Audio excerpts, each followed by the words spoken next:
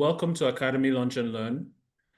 Our goal at Academy Lunch and Learn is to connect the professional world to the classroom, and make people's mental models aligned with reality.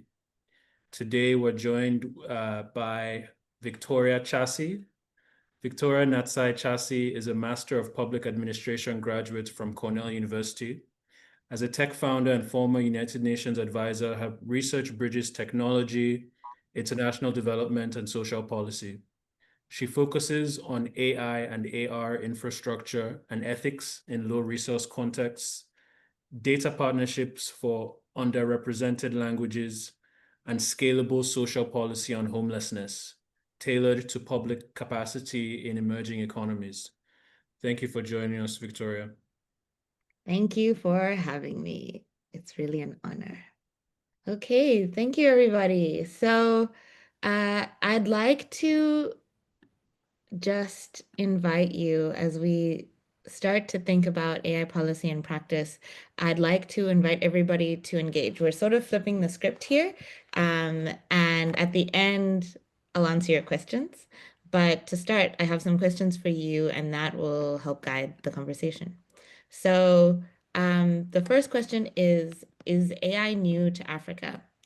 Um, what do you all think? Please feel free to pipe up. I'm looking at your faces, but I won't be able to hear you. Feel free to unmute and speak up if you think you have an answer. Hi, Victoria. I'll say no, AI isn't new to Africa. Okay, that's good. Does anyone else have any other thoughts? Like, for example, how old is it to Africa if it's not new? It's like a few years old. It's not like that old, but it's been around for a bit. Jaden, thank you. How long is a bit? Do you have like a timeline for when you think AI arrived in Africa? I think um, between the last 10 years, In the five last to 10 10 years. years. Okay, perfect. Well, yeah, let's just sit here for a bit. I don't know if you know that AI has actually been here since pretty close to the turn of the century, close to the 2000s. When computers arrived, courses started popping up on the continent. And as such, we have experts like Vukosi Marivate, who is one of the co-founders of Lalapa AI and the co-founders of Masakane, which is a big community of African natural language processing, AI, and machine learning engineers, and an extended community of startups and people who are working in that space. Vukosi, for example, he started learning about AI in the early 2000s. I think he mentioned 2003 in a talk he gave at the Deep Learning Indaba conference a few months ago. So AI is not as new to Africa as it may seem. We may have started talking about it in the mainstream, but for many people, it's been as new to Africa as it is to every other place which got computers.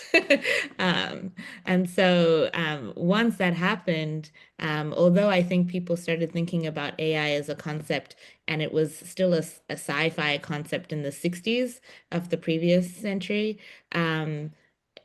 people started really working in this space at the turn of the century in Africa as well as the rest of the world. So that's just something that I wanted to frame for us to sort of like have a more realistic expectation about where we are and what that means for us next.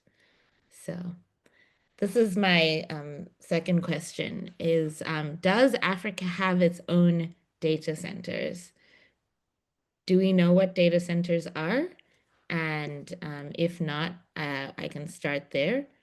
I would say yes, purely based off of infrastructure investments.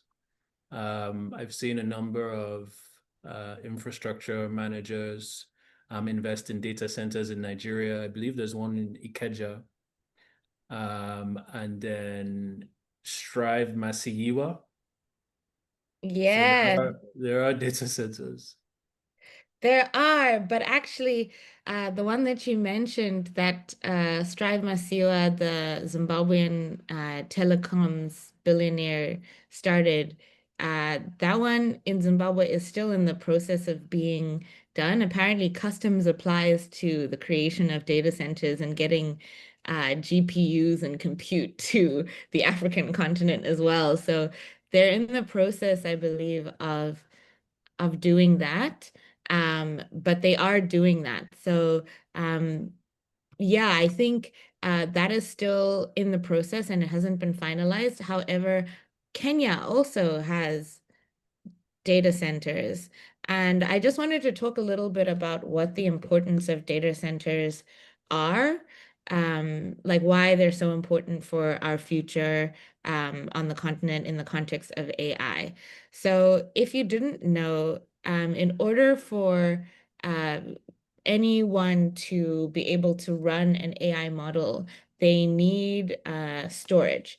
They need cloud storage, they need compute, they need essentially power to enable these models to run. So if you want to run ChatGPT, you need ChatGPT that available to the servers that you're on, and those servers need to be available in data centers, which is where servers are typically like stored. So, and in order for ChatGPT to run quickly, you need a lot of compute, which is what people generally term GPUs.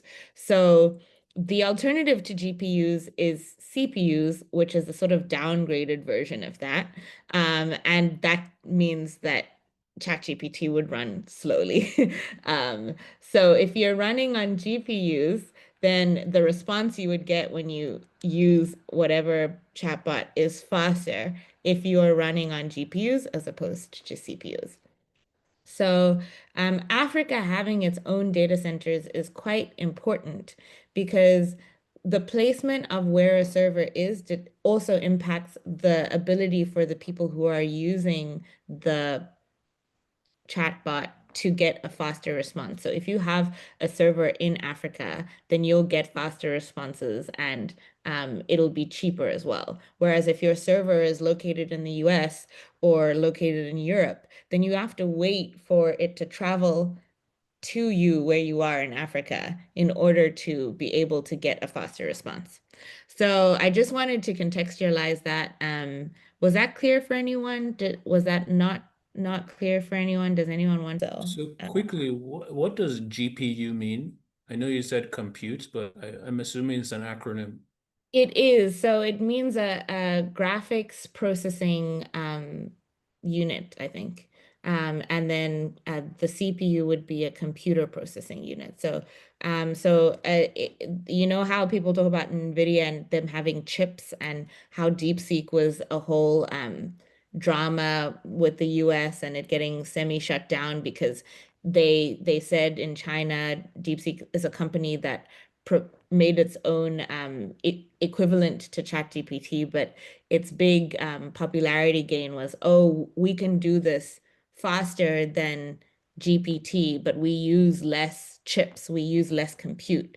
Their big selling point was that they'd figured out a way to not need that much compute. And still have the same level of performance that a ChatGPT has, but ChatGPT has had billions and billions of dollars invested in it. So that was a pretty novel moment where people were like, wow, it's possible to get that same level of performance. But then as time drew on, we found out that actually there was access to more compute than originally the public had thought through I think Singapore. They had managed to get some of these like graphics processing cards. and I think the original like country agreements hadn't allowed for that for political reasons at the time, and so it was still less than what GPT and OpenAI uses, I believe, but it wasn't as little as initially we all thought, and so. Initially, graphics processing like units and cards were used for just like creating better visuals. So people who are gamers and things like that needed computers that had a lot of GPUs so that they could have their games run faster. And it's sort of the same idea, and better and more streamlined. It's sort of the same idea, but now applied to just like AI broadly. So graphics processing units, better than computer processing units. Okay, so the next question is, what AI policies exist in the 54 to 7 African countries, depending on who you ask, because different people will say different things. The UN, I think, acknowledges 54 countries, but every now and then there are debates about exactly how many there are. So does anyone know if, for example, wherever you're from, does your country have, I'm assuming everyone here is Nigerian primarily, minus the Ghanaian guest we have here, but I could be wrong. Maybe people are from other places. Do you know if your country has an AI policy in the works launched? I'm not aware of any. Pardon? I'm not aware of any. Where are you based? I'm Nigerian. Okay, you're Nigerian. Okay. You're not aware of any. Thanks. No. What about you, Jaden? Are you I'm not aware of any either. where are you based? Oh, I'm Nigerian. Okay. Okay, well, you'll be Hi, surprised. Oh, who's next? that's Jennifer. Could you see my hands? Oh, yes, I see your hands, Jennifer. So I see that Nigeria has one. Yes, The that's true. drafts. And trust me, I just did a quick Google search. Yes. Um, actually, 16 African countries have launched AI strategies. Um, Before I go into that, I just want to preface by letting you know about an existing continental-wide effort by the African Union Development Agency, which creates a strategic framework for Pan-African socioeconomic development. This entity, which is typically called AUDA NEPAD, NEPAD, this entity has created a AU artificial intelligence continental strategy for Africa. And it has 5 pillars. And this policy is essentially a white paper that's trying to bring together all the various AI policies in various African countries. The white paper is a little bit dated. I guess it's got a lot of traction since it was released, but the paper registers 8 countries as having AI policies. The countries in question who have launched AI strategies are and inclusive of North Africa, Algeria, Egypt, Mauritania, Nigeria, Cameroon, Cote d'Ivoire or Ivory Coast, Ghana, Benin, Senegal, Namibia, Zambia, Kenya, Rwanda, Ethiopia, and Lesotho. So there are actually several African countries that are in the process. It's not as high as one would like, that have like started acting on these. And the majority of African countries, barring 4 who haven't done anything at all as of July this year, I'm referencing a graphic that was made by someone. I'll share the link to their post at the end of our talk. Um, uh, Essentially, there's a lot that's going on. It feels like Africa is coming alive to this idea of we need a policy, and we should try and make sure that we're in agreement with each other about what that's going to look like, and we should try and shape what that looks like for our continent. So high level, big picture, because there'll be variation for each of these 16 countries. The AU level has 5 main pillars, and I'll just share them with you quickly just to frame the rest of our talk. The first one is human capital development for AI. Some people feel different types of way about using the phrase human capital, but this is a direct quote from the white paper, so I'll just use it as it is. But essentially, this speaks to like what it looks like for humans to be able to work in AI and work with AI. It speaks to educational upskilling and assessment of the standards that we have so that our standards are able to be benchmarked against the rest of the world, essentially. And also, it speaks to what the future of work is going to look like in the context of us having AI as part of, the way that we're choosing to engage with development going forward. The second pillar is infrastructure and data, and the foundations that we need in order to use AI systems.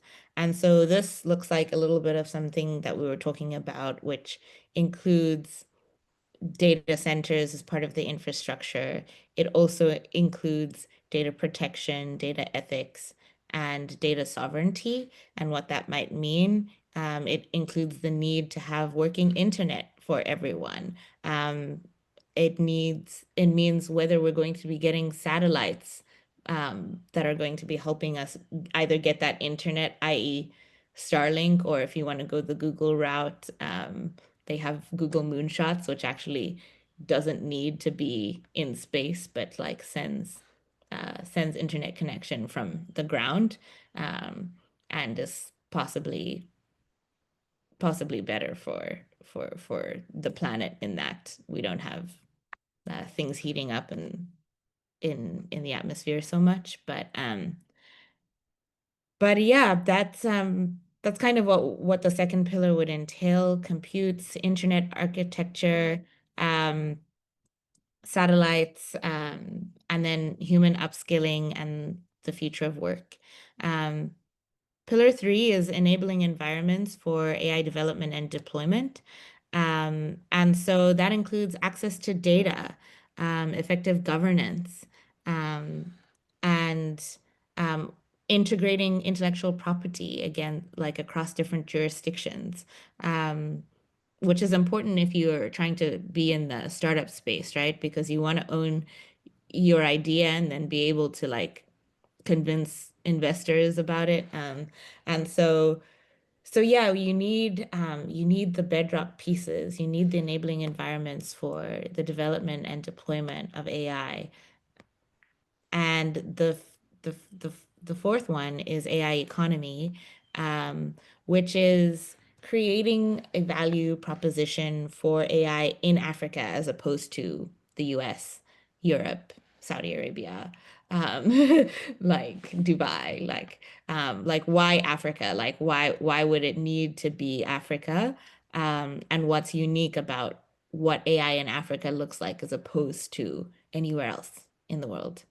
And so I think that in this case, like here, we're thinking about what the trends are. We're looking at demographics. We're looking at what governments are doing to make it easier for people who are participating in the AI economy as businesses, as startups. We're looking at structurally how this is turning profits and how this is employing people and what the challenges are, what incentives exist. And the final pillar that this strategy has is building sustainable partnerships. So I guess partnerships would be needed if your cassava technology is trying to get GPUs into Zimbabwe. Partnerships include just relationships that allow you to implement corporate social responsibility or media and just being able to reach a wider audience. Yeah, I would say that like partnerships are usually pretty underrated, but without partnerships and without just collaboration, we will be pretty fragmented in our efforts to advance AI on the continents. I think that these are pretty good starting points, pretty good pillars to guide the development of AI policy in Africa. However, I would say that the policy, from what I've read of it, it's quite a large document, 234 pages. The policy is still focusing on the fourth wave of industrial revolution. However, if you've got your ear to the ground, you'll notice that people are starting to speak about a fifth wave. And Japan has its own Society 5.0 plan. And so I just wanted to a little bit talk about the difference between the fourth wave and the fifth wave, and think about what that means for our policies and like how we're thinking about this work going forward. And so I just wanted to share with you that actually, maybe let me not share, let me ask you, what do you think the fourth wave of industrial revolution is? And have you heard about the fifth? Anyone? Does the fourth wave have anything to do with the information age, so like AI and what we're talking about now? And is the fifth about like augmented reality? These are just guesses. Partly, yeah. I would say, does anyone else want to take a guess? I was going to switch it. I was going to say that the fifth wave is actually AI reality and integration. I'm not sure. Yeah. Yeah, that's really good. So I think you're on the right track with integration, Jennifer, for the fifth wave. It sort of builds on the fourth. So the fourth wave focuses on the automation of data, the digital age, just broadly speaking, the interconnectedness of systems. But the fifth wave, instead of looking at the digital as separate, as working towards like building the economy, which is the key hallmark of the fourth wave, it's like, let's do digital so that we can improve our economy. That's like kind of the goal of the fourth wave. The fifth wave is like, let's do all of these things. Let's do digital, let's do cyber, but let's do it in a way that's human-centric, sustainable, and resilient. Let's do it together. So we are doing some kind of integration here. It's not necessarily AR. I think AR has been around for a while, VR has been around for a while. So you could think about it as having been a part of the fourth wave as well. But what makes the fifth wave different is we're trying to now start thinking about how do we make this human-centric and how do we look beyond just economic outcomes, but also societal outcomes at large, the environment, for example. And so, yes, I just wanted to share that. And while the white paper talks about the mitigation of the effects of AI on the labor market, in some ways this is still a little bit of a sort of like economy aligned lens, which in the context of Africa, that makes a lot of sense, right? Like we're trying to and working towards a demographic dividend, which means that by 2050, when we are a quarter of the world's population, that means that we have this opportunity that is really imminent. That will mean that if we, as the people with the most of the world's youth, are ready to take economic advantage of the fact that we have the most young people in the world, we could turn economic benefits from that, right? There would be positive economic outcomes that will come from us using just the baseline fact that we have the youngest working age population in the world as a continent. But yeah, even though when we think about trying to mitigate the effects of AI on the labor market, it still is a little bit economic oriented. But there are other domains we could be thinking about. Instead of just looking at large language models, we can be thinking about creating and building small language models, which by New York Tech Week in June, the estimates were about June of this year, the estimates were that a small language model development is about a year behind large language model development.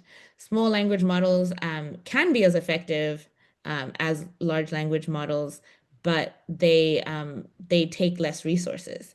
So thinking about that, and you have really innovative startups and businesses like Lalape AI that are actually working on developing more small language models because they're thinking in a sort of more fifth wave fashion. And so I believe that Africa actually has an opportunity here to be thinking about that kind of thing as well.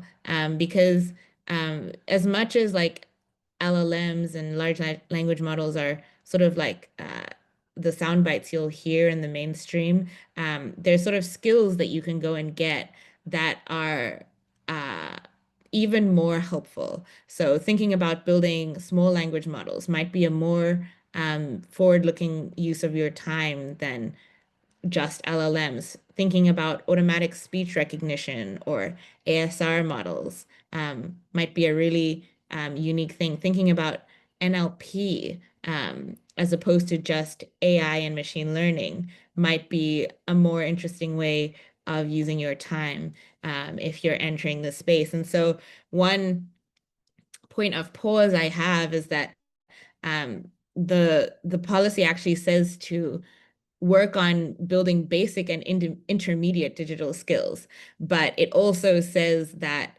we want to be a leader in AI as a continent, and we're trying to set the bedrock for that.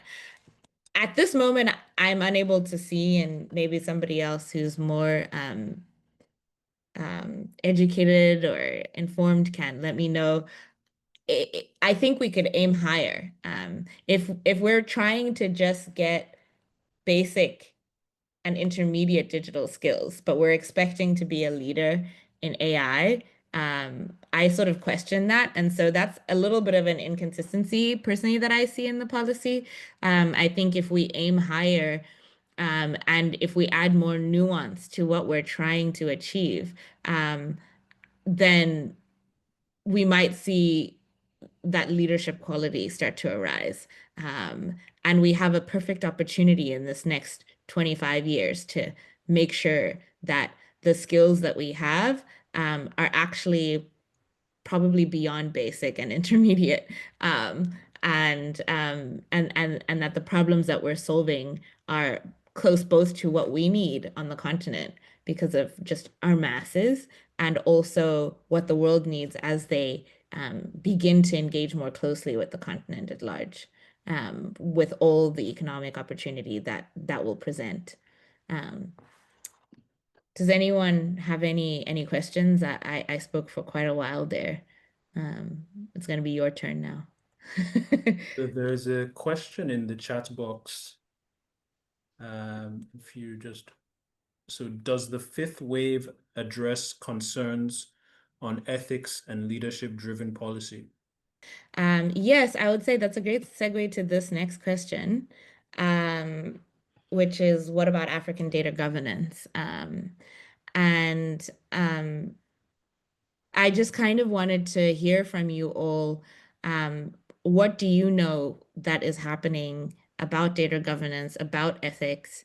I do have a response for you, but I want to throw it out to the meeting at large about where you think what is the highest ethical risk that you think exists, and what do you know that exists right now on the continent to deal with that? Jennifer, you asked the question, so I don't know if you have any ideas, but I do have response for you. So One thing that worries me, this is Ifeanyi speaking, about data governance is just the general data protection. There are some data protection policies in place, but then I also learn occasionally of breaches in data protection. So sometimes there are leaks, and it's too often. So that is something that concerns me. So I'll speak from the perspective of Nigeria. I think this ecosystem is getting more interested in strengthening science, technology, and innovation. A few days ago, sorry, I'm just looking for the exact name of the agency.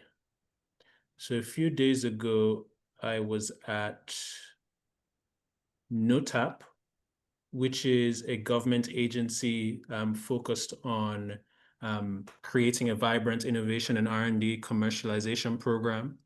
So basically, people are focused on connecting academia to business, to the social sector. So, this thing called a quadruple helix of, different actors.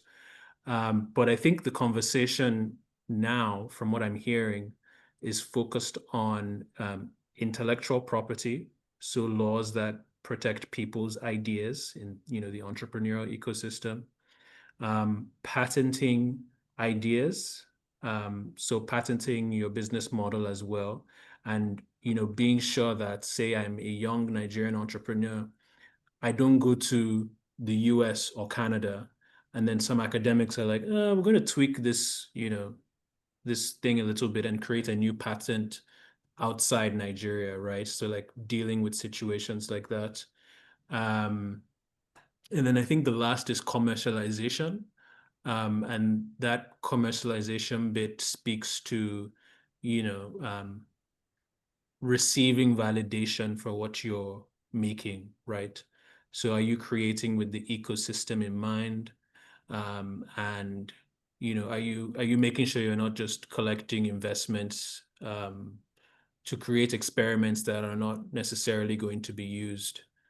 But I think that's all from me. I hope I didn't open a can of worms. Yeah. No. I can speak to all of those things that you just mentioned. But I just wanted to hear. So we have data breaches that has been raised. We have intellectual property regulation, adaptation, and commercialization for validation of real ideas by real investors for real problems. And is there anything else that worries anyone about African data policy, ethics? Sorry, governance, African data governance and ethics. I think maybe the end users of AI products not knowing the extent to which they're opening up themselves to, their identities being used by the makers of, these platforms. So where on the one hand, people just think, oh, I'm just using ChatGPT, but then it's collecting so much that you're not aware of. So education on that.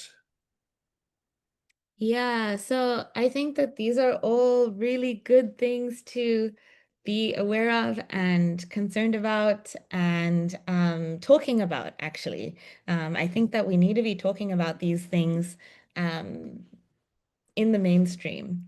And I will say that there is work that's being done. Africa is by no means the European Union, which has GDPR. Let me figure out what that acronym stands for. Nobody ever says it in full. But it is essentially a quite high standard. It stands for General Data Protection Regulation. It is a high standard for protecting the data of any person, basically. And it's the standard that is typically used in the EU. Every country gets to decide what its laws are for privacy protection. And that's one of the issues. So one of the reasons why there's so much protection in the EU is because they can decide collectively and they can enforce it across the board. This has been quite a painful point for me since I learned about this in my law school in Cape Town. Africa doesn't have, and African countries don't have as many protections. And so things like WhatsApp will have differential, and this was pre-Meta owning WhatsApp, although I might be slightly more worried now. They had differential privacy policies for WhatsApp users on the African continent as opposed to WhatsApp users in the EU, as opposed to, I think, even WhatsApp users in the United States.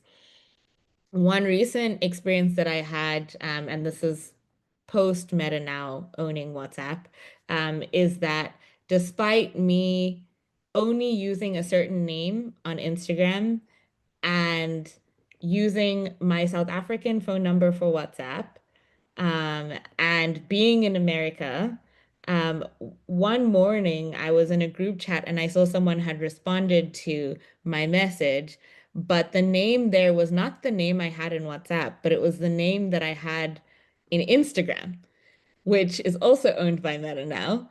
And it was for just a few minutes in the morning, and I didn't screenshot it because I thought I was seeing double or just hallucinating. But I asked my friends, I was like, "Do you see this?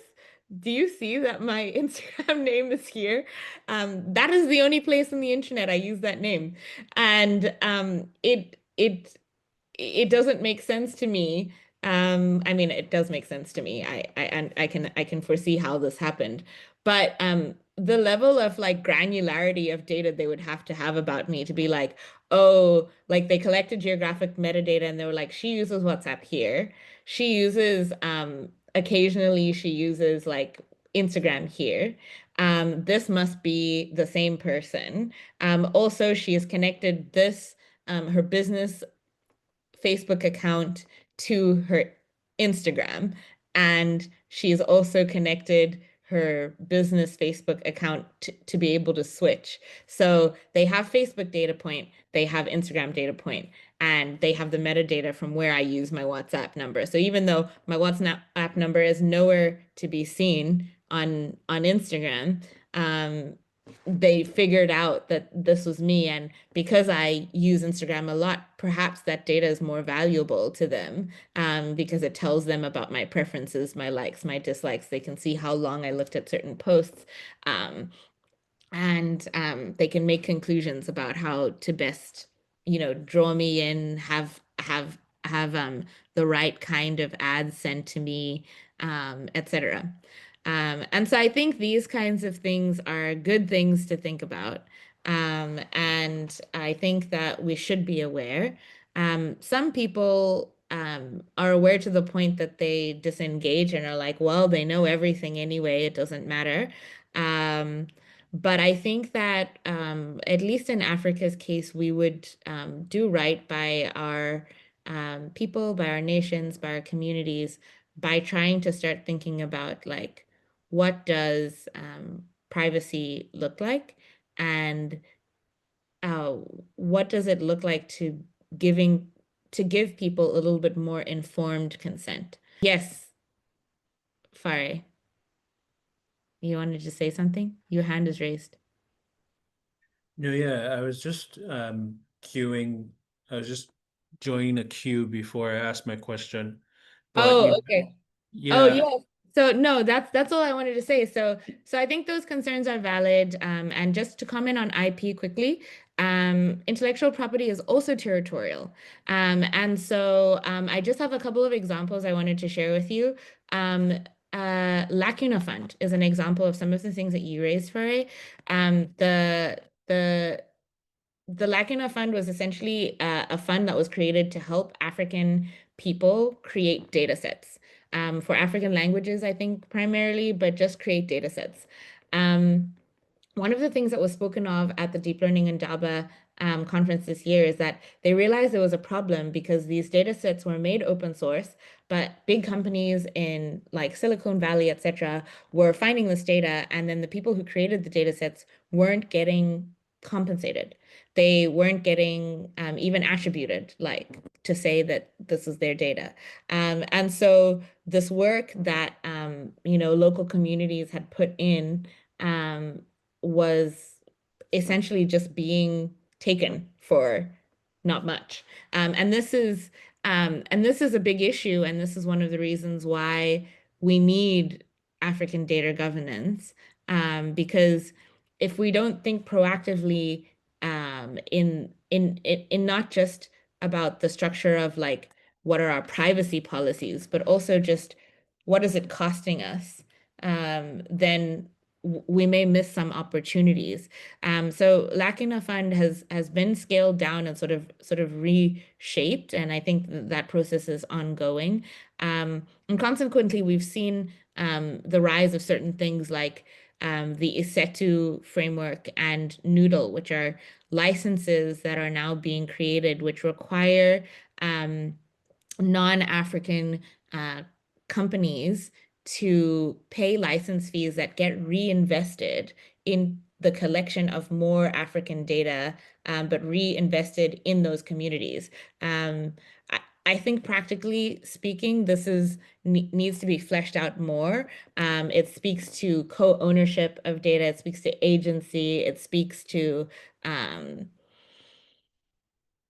yeah, I think mainly co-ownership of data and agency of the data givers for these data sets. But we now need to be thinking and talking about practically what does that mean? Because if you're trying to explain to investors that the people and the community own the data that the company is collecting, that might give investors pause, perhaps. If the company itself is run by African people, then that's not necessary. If it's majority African owned or if it's based in the continent, but if the people who are then using that data subsequently or using models that are created from that data subsequently, that licensing fee, some portion of it, I think this remains to be determined, will need to be reinvested in the community because we don't have enough data. We don't have enough data on STEM. We don't have enough data, just even pure language data for all the 2,000 plus languages we have on the continent. We don't have that data. So we need a way to collect that data. It still needs to be collected, but we need to do it in a way that is ethical, that does give back to the communities, and that does create sustainability of that process. For sure. So I like the end of your answer there, because what I've done now, so I'm guessing everyone knows what a barbell is, right? When you go to the gym and you can do a full body exercise with a barbell. So there's the bar. I don't do that. Is But it you don't. the stick with the two thingies on the end? Okay. I don't Okay, wait. fair enough. I'm going to see, Victoria, I'm going to catch you. Don't worry. Be making joke. I'll catch you now. So like there's the bar, right? And then there's the two weights, right? And on the one hand, in the AI policy and practice bar, right, we have things like, what the AU NEPAD says we should focus on. So human capital development, infrastructure, AI economy, value proposition, right? Sustainable partnership. So we have like 50 kg here. And then in the other 50 kg, I'm looking around in the room and we have a lawyer. I know someone who can hack. I know educational advisors, engineers, supply chain experts, and then human capital development experts. And then the bar, I'm thinking about relevance. So my question is really, what's the relevance of AI policy and practice to, diverse people in the African continent, lawyers, hackers, educational advisors, and how may what you're building with Archive, help us as end users or people like us Africans to, unlock value that we see, there's this being created by this AI economy. So I think the barbell is the systems thinking Yeah, heuristic. I know. I know it was a systems thinking reference, but I thought you were gonna No, go deep, Jim, and I was like, no. But that's my question. yes, that's a good question. I thank you for it as well because you let me speak a little bit about Archive. And so Archive is the startup that I founded last year. I have actually developed a uh, patent pending system which is designed to integrate both human input and AI kind of necessarily in perpetuity.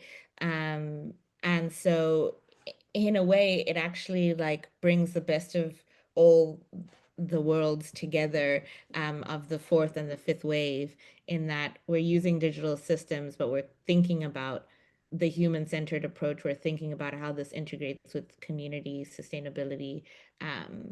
But let me just unpack it a little bit for you more, is that Archive aims to create a model that essentially, and I'll walk it through for you in a story, we have a pretty standard piece of Archive which collects data. Um, the way that this is done is usually you'll say certain phrases, and eventually those phrases get marked with metadata for like location, where this person is from, what kind of accent that is, etc., etc. Not always is it done. Not always is that kind of extra metadata collected. And typically then the data just sits there. It becomes a static data set until somebody has a purpose to use it or until somebody decides they want to create a new data set. And what Archive is working on doing right now is creating a system where we have data that is collected. And this data is being used to augment, or they say fine tune, an existing model that has been trained, or one that's been created from scratch, maybe a small language model. If we can get the funds, that would be a great thing to work on. Or maybe one of the models that Lelap has already created for many of the South African languages. They have some small language models there as well. And so if you're a doctor, for example, who speaks Hausa, Igbo, Yoruba, Shona, and you're trying to think of your field and your expertise, we're creating a system where a doctor who is a native speaker can be like, oh, I think I would describe the anatomy of the heart as XYZ. And then within Archive system, other doctors who have been validated will be like, oh, I like that idea. They'll upvote it, or they'll say, no, I want to adapt that. And they will submit in our platform, this is how I describe the anatomy of the heart in Yoruba or Hausa or Shona. And then they'll submit speech data, they'll label it with metadata. This data will now be both validated, that initial submission from that first doctor who had this idea, and we'll have a new data point attached to that one, which is this adaptation. This new validated data set will kind of be structured like CAPTCHA, find the bicycle, which one is a bicycle, until in a sort of democratic way, people are satisfied with the result. And we have a data set that describes the anatomy of the heart in a way that most experts can agree on. This validated data set will be used to retrain or fine-tune an existing model Retraining is very expensive, so typically fine-tuning is what happens. And now this model will act in a way to predict other language. So perhaps now the model is like, oh, this is really interesting, and these pieces of the anatomy of the heart are close to these pieces of the anatomy of the heart, or are close to the lungs, for example. And so now be like, oh, I would suggest that we would call in these languages the anatomy of the lungs in this way. We would describe them in this way. Then the same experts would take a look at what this AI model would generate, and they will upvote it or adapt it again, and it'll be a cycle that continues. And in this way, arXiv, the reason why the letters are missing is because at its genesis, arXiv always wanted to fill gaps. And so we want to be a company that is able to sustainably include community, but also fill in gaps that don't exist in people's mother tongues. So in order for most languages to be considered institutionalized and not at risk of extinction, they need to be used in government and in schools. And this is something that African governments have been asking for years, but I was not seeing a solution in my time at the UN, or just like, as I think I read pretty widely read as I am, I was not seeing a solution that would make it practical. Like, how are you going to teach science and biology in how are you going to teach science and biology in Yoruba or Hausa or Shona? Like, we can't even get people to describe how to describe the term art in Shona. Like, my mom has had to help me. She's in creating a dialogue for our demo. She's had to help me to find a parallel, which is painting. But art is not just painting, right? So how do we do that? So an art expert might be able to make a suggestion to be like, oh, I think the spirit of art in this language is XYZ. And so since language is created, there's actually no fundamental problem with that. Essentially, what arXiv is trying to do is create a system that makes it unified, and then that makes it available to governments and teachers to be able to start to craft curricula around that. Essentially, that's the big picture. Once we have this model created and the system of community contribution and validation set up, will essentially be constantly updating the languages so that we have a more reflective version of language to both what is spoken in reality on the ground, and also that's being constantly updated with terminology that currently doesn't exist and has no cultural foundation on the continent. And this is ideal because we know that the data says that children learn subjects better when they learn them in their mother tongue, and specifically for STEM subjects. But if the concept doesn't exist in that language, then how are they supposed to learn it? So we're trying to address that at arXiv. That's what we're working on. I don't know if that completely fills. I guess in terms of how that applies to people on the continent. I know now some people are scrambling in the legal profession. My old law professor, she's scrambling, and she's not scrambling, but she's saying that people are really concerned about what having ChatGPT means for the legal profession. People are starting to ask, like, where do we fit in? And what does it look like for the skills that we've had before to apply in this new context? What we're seeing now here in the US, I'm seeing they need lawyers to help train AI so that AI makes less mistakes. So there's now new jobs that are popping up where if you are someone who has a legal background, you can be the person who is checking the way that like reasoning is happening on the back end of a OpenAI, for example. That's like a new job that legal professionals probably would never have thought they could have had like 5 years ago. Yeah. But if you're someone who worked in like I don't know, Salesforce type space. The way the data is organized is different. AI agents are cropping up. This is an opportunity to streamline the work that is being done that used to be quite manual. And if all the work that used to be quite manual is being streamlined, what we're seeing for now is that a lot of entry-level jobs are essentially disappearing. And you're getting higher level jobs appearing on the market.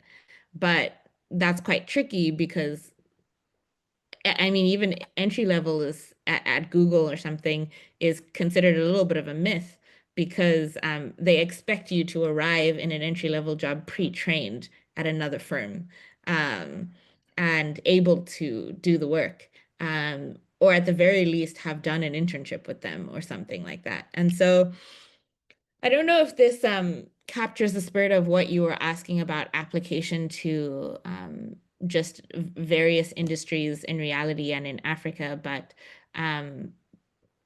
I think that there is a lot of work to be done in thinking about how we want to place ourselves on the continent and what kind of skills we're wanting to get that will produce the highest yield of return for our effort. And I think just copy paste, like looking into LLMs because that's what ChatGPT is. I mean, ChatGPT even has a mini, which is, I think, a small language model, but nobody ever talks about the GPT 5.0 mini. And that's because it's expensive. Small language models pull from a smaller pool of knowledge than large language models do. And so I think that being really specific about the skills that we're getting and why we're getting them and what we want to do with them in this evolving like landscape for both work and education is incredibly, incredibly important. Yeah. Does that answer you? Can I? Yeah, that answers my question. No, it's okay. There's two more slides. This is the second last one. So I just wanted to ask people, is Africa ready? In your opinion, are we ready? So I've listened to you and it's like there's just been like a pull. Are we ready? Aren't we ready? The main thing that comes to me is data collection. A lot of the information that the AI pulls up is based on existing data. And in Nigeria, we do not have accurate data on, like, say, the literacy rate, the successful learning models, measuring how new learning models are effective in the classroom. We don't have a lot of data on how many women are in education. We don't have data on financial models. So I'm thinking, what is AI, when you do a search, what is AI building on in a country like Nigeria? And is the information accurate? And I imagine that it's the same in other African countries. So AI is here, yes, but does it help Africa or does it hurt Africa? Does it give us more visibility or does it push us back into a position that we fought to come out of? Yeah, these are the questions that come to me. So are we ready? I don't think so. I think Africa has to look inwards, or Nigeria has to look inwards and start from the ground up, work on data collection, work on how the things that are important in Nigeria. I'm in education, so just data collection in education, educational policy, improving literacy, working on learning models, and then talking about how AI can at least partner with educational institutions.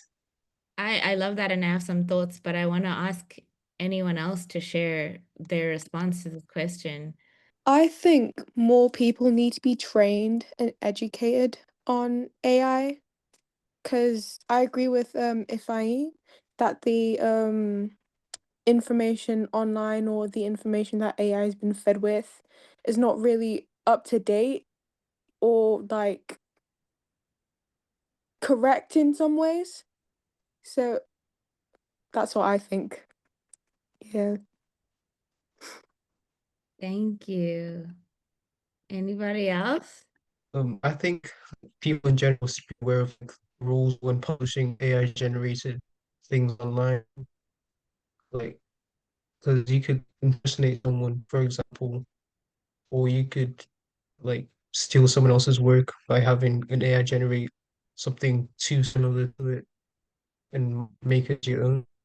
So I think that's pretty bad. Something to watch out for. I didn't catch all of that, but if I'm gonna try summarize what I did catch, and I have a comment on that if that is what you said. But you said that, did you say that you think we need more rules on how AI works so that people can't just take original content and have that reproduced as their own work using AI? Is that what you said? Yeah, yeah. Okay.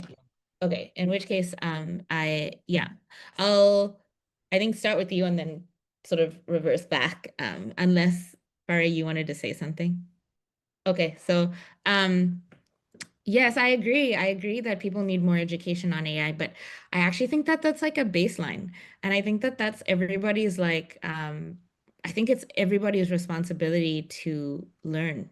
And I think it's a bit of a heavy lift because, people expect the information to just find them, but we're in this information age where information is not reliable. And so I think people need to get used to doing the heavier lift of trying to go and validate their own original sources, not just forwarding something someone sent them, but going to the original, finding the report, looking at it themselves. And one of the really interesting things, to your point, Jaden, there's a really interesting nonprofit that started in, I think, Oxford, but it's definitely started in the educational space, called, it essentially implements a data mesh. And a data mesh is something that essentially exists to distribute like the way that data is like accessed and used and then give returns for it. So for the reasons beyond me, I cannot think of the name of the organization, but I remember the contact, so I will just find her name quickly. Openmind.org, thank goodness. And so if you go to openmind.org, which I'll type in the chat, you'll see a really innovative solution that essentially tries to address the solution of access to data. So it has some really interesting stats like AI has been trained, and this speaks to Ifeanyi's like comment as well on like 0.1% of existing data. And that's essentially nothing. And it creates this really interesting system which they're calling Siftbox, where if you're a New York Times, for example, and somebody wants to look at your New York Times articles, like GPT wants to scrape it so that it can give a really good New York Times like response to someone who's trying to write an essay on GPT using GPT. New York Times doesn't let their website be scraped, but that data is really valuable because it tells us what high quality writing looks like, for example.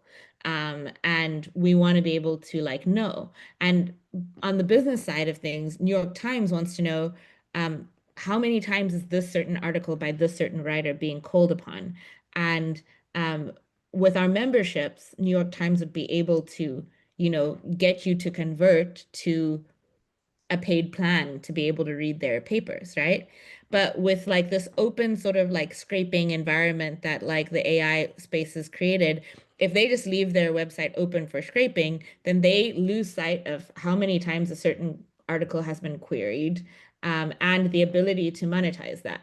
And so OpenMind sort of exists in this space to try and come up with a solution for people who are producing original content, and it doesn't have to be writing. And I think that they're actually in talks with the New York Times.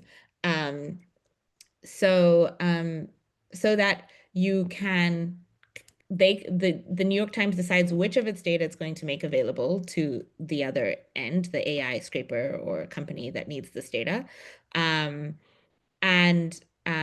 they'll see now how many queries are being called on from this platform. And also they will be able to then get pay from the entity that is pulling this data from them as the New York Times.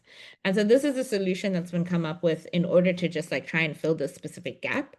And I think it's great. I think it solves a real problem. And again, not enough people are talking about this.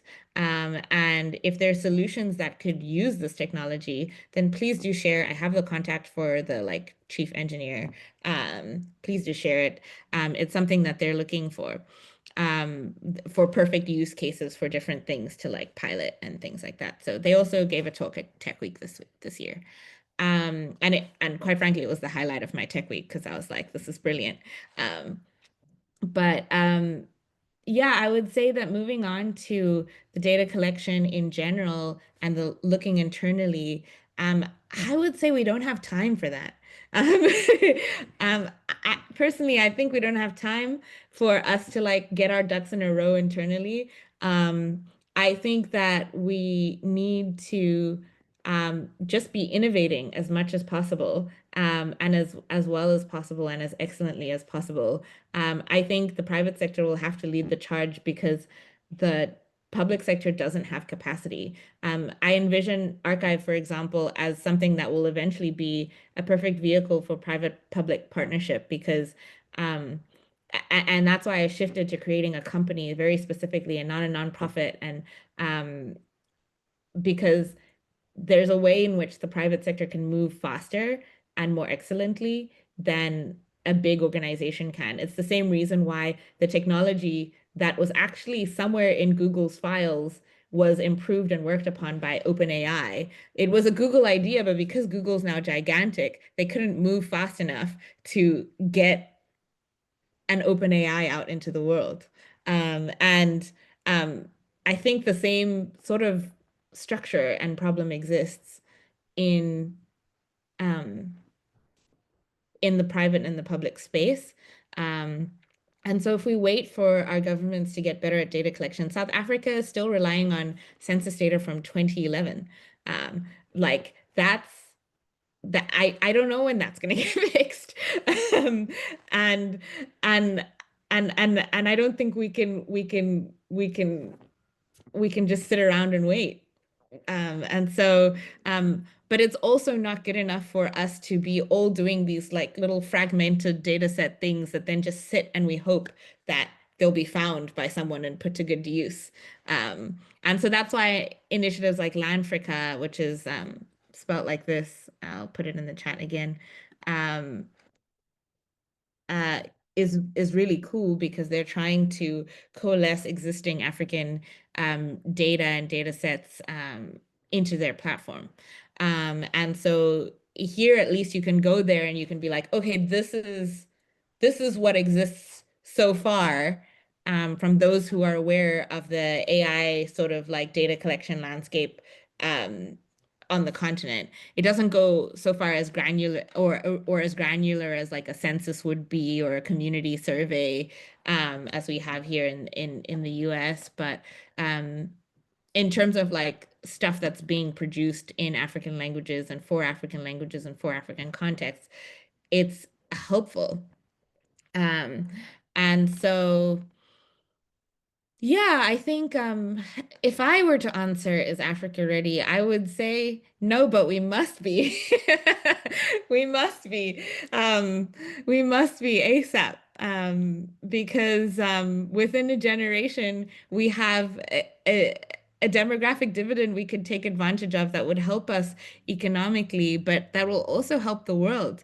And I think we must be because our data is going to become increasingly important. And if we don't put structures in place to ensure that we're benefiting and that we're creating cycles and patterns that ensure sustainability, and that the problems that are being solved actually help us, then then it's going to be not that different from the way that cobalt is extracted from DRC and sent to be refined in China, and then tariffs can go down between China and the US's relationship because they have the cobalt that powers the battery of every iPad and cell phone that exists in the world. Um, and um, and what a shame, because that cobalt was probably not going to last for much more than a generation. But EVs are almost costing the same amount. By EV, I mean electric vehicle are almost as affordable as petroleum and carbon-based cars now. So that's a big question. It's a big question, and we need to be ready for what that could look like. Our data is another resource, and will it be subject to another curse, as they say? So, yeah. And that's essentially the end. It's your turn. I've made you ask a lot of questions.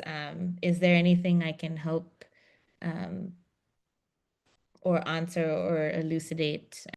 Okay, so no question generally, yeah. So trying to catch up everything, and then I totally agree with what Victoria did say about our readiness for AI basically. Yes, that just captures the whole thing. We are not ready, but we definitely need be to definitely put things in check before it goes haywire.